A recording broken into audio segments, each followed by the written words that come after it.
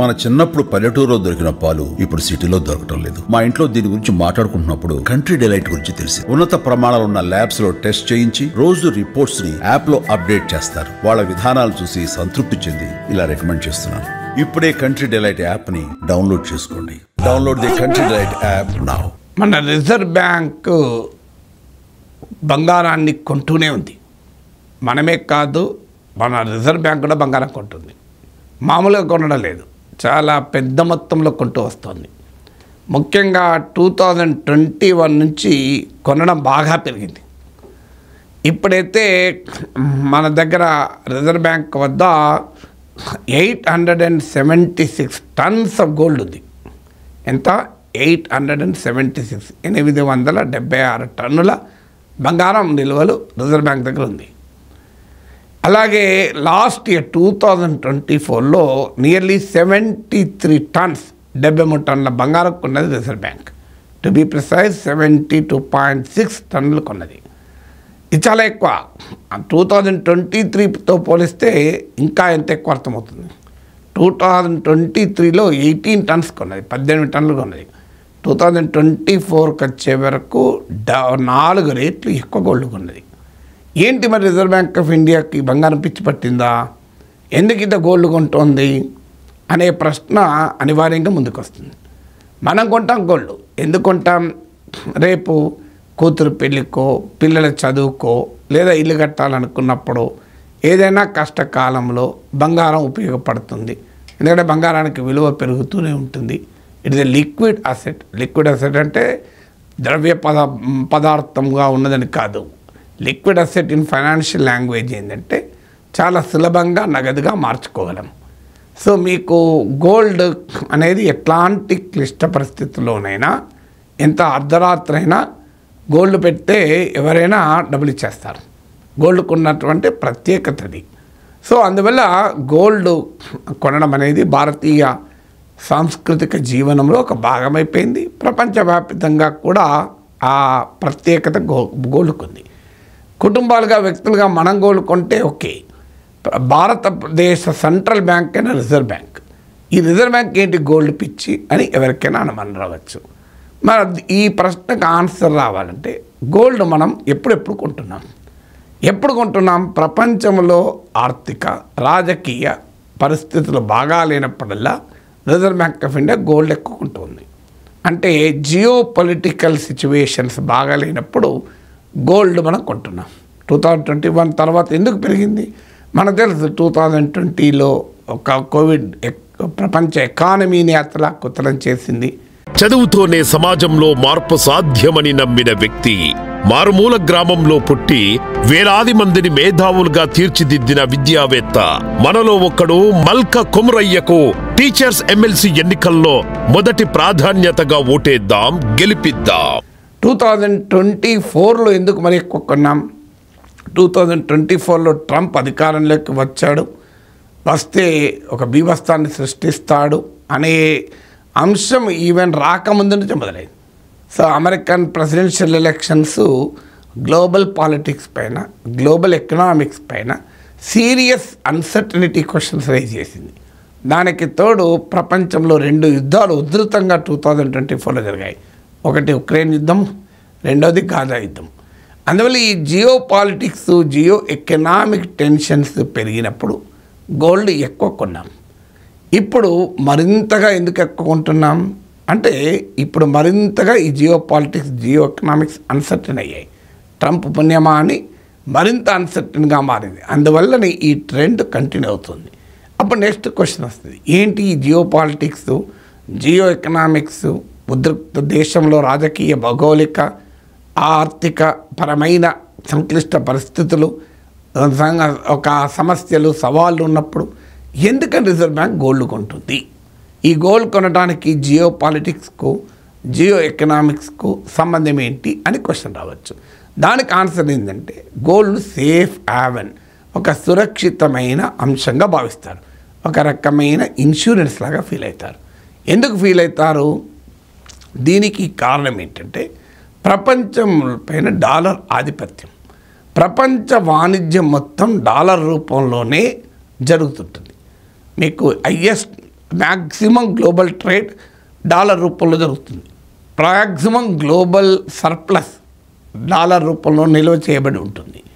ఇది 1944 నుంచి తెలుస్తుంది. అందుకే ప్రపంచంలో అమెరికా ఆర్థిక రాజకీయ ఇన్ఫ్లుయెన్స్కు ఈ డాలర్ ఒక కారణం.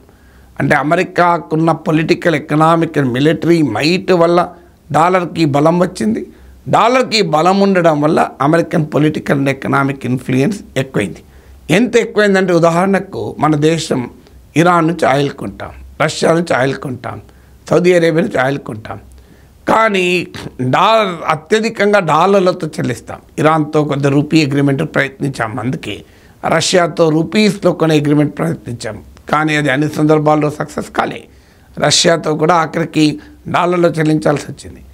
మనం సౌదీ అరేబియా నుంచి ఆయిల్ కొంటున్నాం, డాలర్ రేటు పెరిగింది అనుకోండి, ఆటోమేటిక్గా మన సౌదీ అరేబియాకు ఎక్కువ రూపాయలు చెల్లించాల్సి ఉంటుంది. అఫ్కోర్స్ డాలర్లో చెల్లిస్తాం, కానీ ఆ డాలర్ను రూపాయలు కన్వర్ట్ చేసినప్పుడు ఎక్కువ చెల్లిస్తాం. భారతదేశము సౌదీ అరేబియా కలిసి ఆయిల్లో వాణిజ్యం చేస్తున్నాం.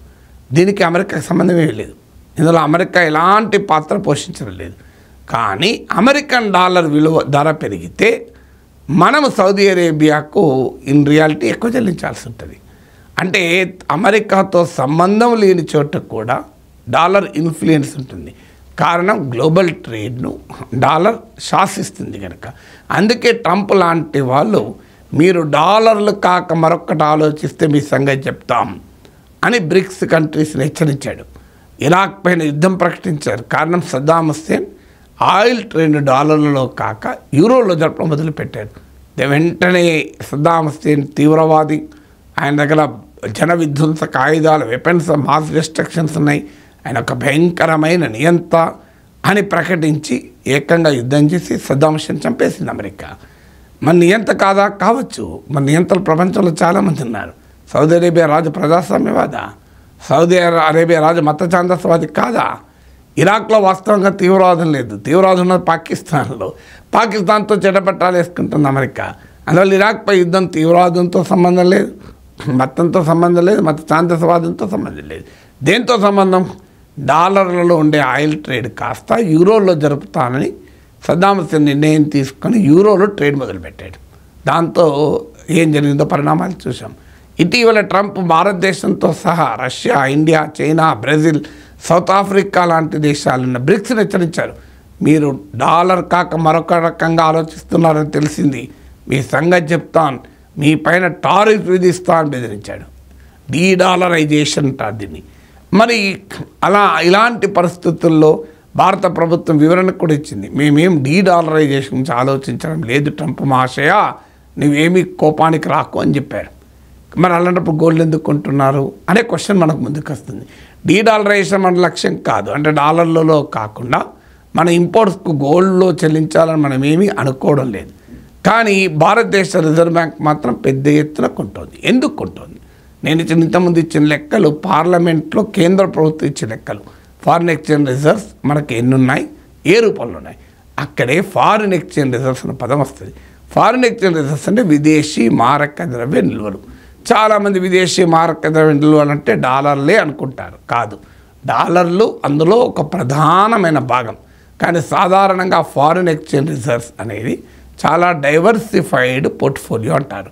అంటే ఒక డాలర్ రూపంలో అత్యధికం ఉన్నప్పటికీ, ఎక్కువ ఉన్నప్పటికీ, డాలరే కాదు, యూరోలు కొన్ని పెట్టుకుంటాం, బ్రిటిష్ పౌండ్లు పెట్టుకుంటాం, జపాన్ యెన్లు పెట్టుకుంటాం, అదే రకంగా గోల్డ్ కూడా పెట్టుకుంటాం. ఎందుకు? ఇలా డైవర్సిఫైడ్ ఉన్నప్పుడు ఒకవేళ డాలర్ వాల్యూ పెరిగినా ఎంతో కొంత బ్యాలెన్స్ చేస్తుంది. సో అందువల్ల ఫారిన్ ఎక్స్చేంజ్ రిజర్వ్స్ని డైవర్సిఫై చేసుకుని ఉండడం వల్ల డాలర్ హెచ్చు తగ్గుల నుంచి, వలటాలిటీ ఆఫ్ డాలర్ నుంచి మనం కాపాడుకోవడానికి ఉపయోగపడుతుంది. ఇంకో డైమెన్షన్ ఉంది. ఇటీవల రష్యాకి అనుభవం వచ్చింది. రష్యా పైన అమెరికా ఉక్రెయిన్ వార్ మొదలు పెట్టడంతోనే ఆంక్షలు విధించింది. అందులో కీలకమైనది ఏంటంటే ఇంటర్నేషనల్ సెటిల్మెంట్ వ్యవస్థ ఉంటుంది, స్విఫ్ట్ అంటారు. సో ఈ ఇంటర్నేషనల్ పేమెంట్స్ గేట్వే లాగా ఉంటుంది డాలర్. ఇప్పుడు ఉదాహరణకు మనం ఎవరికైనా డబ్బులు ఇవ్వాలనుకుంటే గూగుల్ పేలోనో లేకుంటే ఫోన్పేలోనో డబ్బులు పంపిస్తాం. మరి ఒక దేశం మరో దేశంలో ఉన్న వారికి డాలర్లు చెల్లించాలంటే ఎలా చెల్లిస్తాం? ఎలాగైతే గూగుల్ పే, జీపే, అలాగే మీకు ఫోన్పే మన బ్యాంకుకు లింక్ అయ్యి బ్యాంకుతో ట్రాన్సాక్షన్ జరుపుతుందో మనం గూగుల్ పే ద్వారా ఫోన్పే ద్వారా మన బ్యాంకులో ఉన్న డబ్బుల్ని కాస్త మనం ఎవరికి చెల్లించదలుచుకున్నామో వారి బ్యాంక్ అకౌంట్లకు వెళ్తుంది. మధ్యలో ఇంటర్ఫేస్ గూగుల్ పే ఫోన్పే. అలాగే ఇంటర్నేషనల్ పేమెంట్ సెటిల్మెంట్స్కి ఒక వ్యవస్థ ఉంటుంది. ఆ వ్యవస్థ నుంచి రష్యాను అమెరికా బహిష్కరించింది. ఎందుకంటే ఆ వ్యవస్థ డాలర్ డామినేటెడ్ వ్యవస్థ, అమెరికా ఆధిపత్యం ఉన్న వ్యవస్థ. దాంతో రష్యా డాలర్లు ఉండి కూడా తనకు కావాల్సింది కొనుక్కోలేని పరిస్థితి. తాను ఆయిల్ అమ్మితే ఆ కొన్నవారు డాలర్లో చెల్లించలేని పరిస్థితి. దాంతో రష్యా ఎకానమీగా దెబ్బతిన్నది. అయితే ఇంకా పూర్తిగా దెబ్బతినేది. కానీ పుటిన్ ఉక్రెయిన్పై దాడికి ముందే జాగ్రత్త పడి తన ఫారిన్ ఎక్స్చేంజ్ రిజర్వ్స్లో చాలా పెద్ద మొత్తంలో డాలరేతర రూపాల్లో కూడా రిజర్వ్స్ పెంచాడు. గోల్డ్ కానీ ఇతరత్ర కానీ. ఎందుకంటే డాలర్లోనే పెడితే ఇలాంటి ప్రమాదం ఎప్పుడు వస్తుందో తెలియదు. ఏ ట్రంప్ లాంటి కోపం వచ్చింది అనుకోండి, డాలర్లో నేను పేమెంటే చేయనియను, డాలర్లలో క్రయ విక్రయాలు చేయనియను అన్నాడు అనుకోండి, మనం ఇబ్బందులు పడతాం. అందుకొరకు గోల్డ్ రూపంలో కూడా మనం పెట్టుకుంటాం.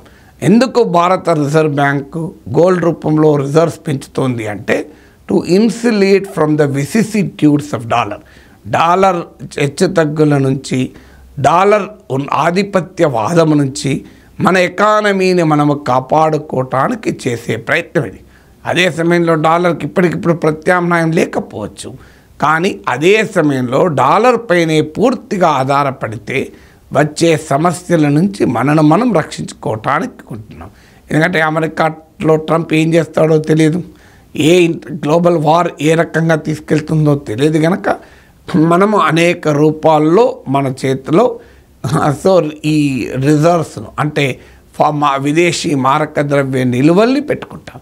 So this is the secret behind reserve bank of India ఈ going on gold buying spree.